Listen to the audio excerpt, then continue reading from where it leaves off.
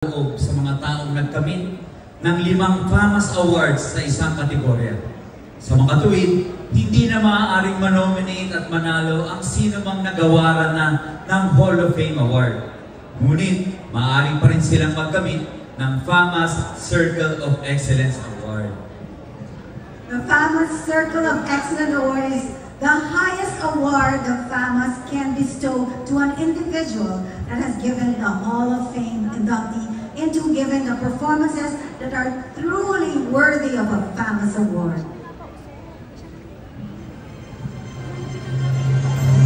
FAMAS Circle of Excellence Award, Vilma Santos. She is the most celebrated and respected actress in the Philippine cinema, hailed as the idol of the idols and the legendary box office queen. She is also known as the most awarded actress in acting history, earning 13 FAMAS Awards, 11 Gawad Hulihan, and 5 Luna Awards. Ate V has been formally nominated for the Order of National Artist for Film and Broadcast Arts, and she was also the first FAMAS Circle of Excellence awardee back in 1993. She starred in multiple compelling and classic films that shaped the big screen of the Philippines and touched the lives of every Filipino viewer. Being a timeless role model of excellence by her dedication to Philippine cinema, there is no more deserving than the star for all seasons.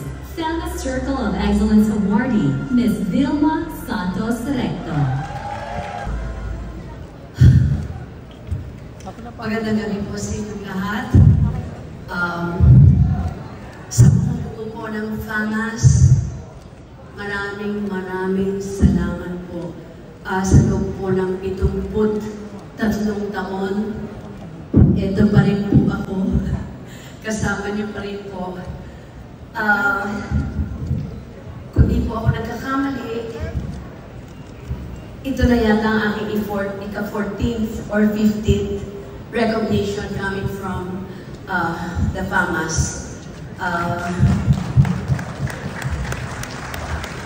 Naging Child Actress of the Year na rin po ako. Baka iba, hindi pa pinapanganak 1962. Tapos po, nabiyayaan po ako ng 5 Best Actress Award. Nabiyayaan din po ako ng FAMAS, ng Hall of Fame. Nabiyayaan din po ako ng FAMAS ng Lifetime Achievement Award. Nabiyayaan din po ako ng FAMAS ng Exemplary Achievement Award. Nabiyayaan din po ako ng FAMAS ng FAMAS Presidential Award. Nabigyan din po ako ng FAMAS nang ako po'y naging producer ng Best Picture and Best Producer ng Pagputi ng Huwag, Paglitim ng Tagak under VS Films. Nabiyayaan din po ako ng FAMAS ng ika-4 na pong Circle of Excellence Award. Yung una po was 1992, Sinungaling Mong Puso. And then 1993, Dulzura Cortez story about AIDS.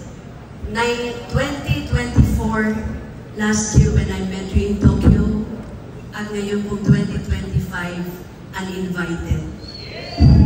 FAMAS, maraming salamat po.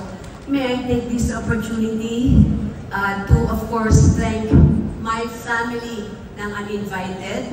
Mula po sa Mentor Production, maraming salamat Brian. Sa Project 8, Direct Dan Villegas, maraming salamat po.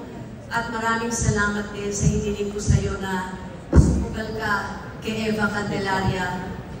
Nabigyan mo naman ako ng ibang klaseng ina na lalaban para sa anak. At yun ang Uninvited, si Eva Candelaria. Maraming salamat, Direct. Kukunin ko na rin po ang pagkakataon na ito para pasalamatan ang pamilya ko po sa Uninvited.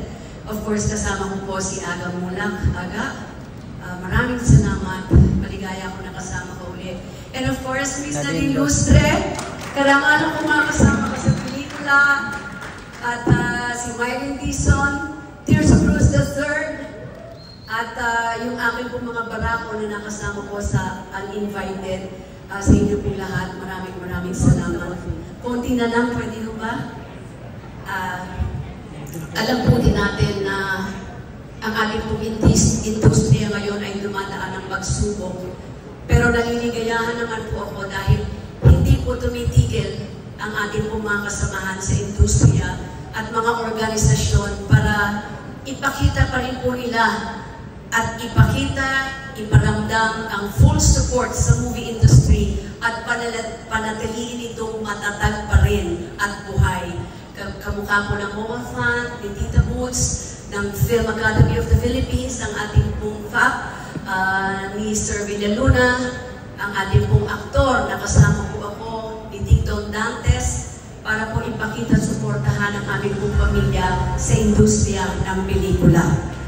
At bago po ako matapos, gusto ko rin pong pasalamatan ang ating pong Presidente, Ferdinand Bongbong Marcos Jr., at ang ating First Lady, Liza Marcos.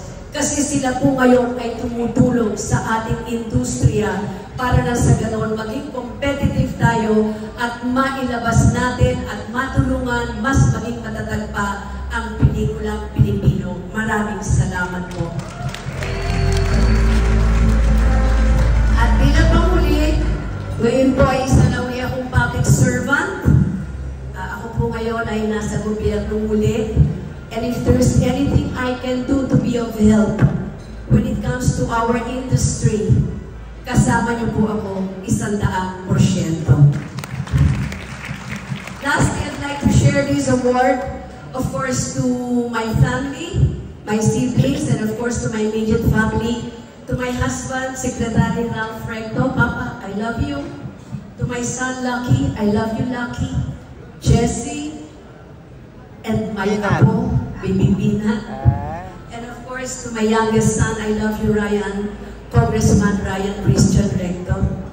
At sa lahat po ng pamilya ko, my bigger family in Batangas, maraming salamat din po sa inyo. Mabuhay kayo. And of course, sa aking pong ever loyal, ever faithful Vilmayans, maraming salamat po sa inyo. Muli, sa ating pong pamilya ng FAMAS, 73 taon, mabuhay po kayo. At mula po sa aking puso, sincero, saludo po ako sa inyo. Magandang gabi po. Mabuhay, Miss Atherby! Wow! Congratulations, Miss Vilma Santos, as we celebrate the beauty and arts of the gifts that you have given us and recognize the glitz and glamour